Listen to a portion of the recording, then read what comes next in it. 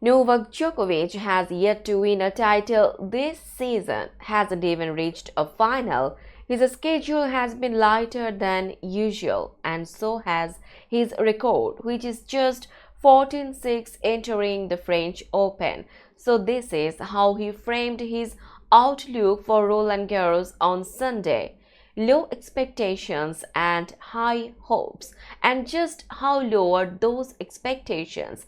Well, this is Novak Djokovic we are talking about, the owner of 24 Grand Slam titles, including his third in Paris a year ago, and more time at number one than any player in the history of the computerized rankings. So his definition of that phrase differs greatly from pretty much anyone else's.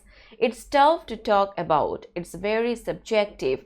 I almost feel a bit embarrassed to say what my expectations are. Anything but a title for me is not satisfactory. It always has been like that, Djokovic said. It might sound arrogant to a lot of people, but I think I have the career that backs it up. Sure does, which is why Djokovic, who turned 37 on Wednesday, probably figures what has been going on this year does not necessarily mean he can turn it on when it counts the most.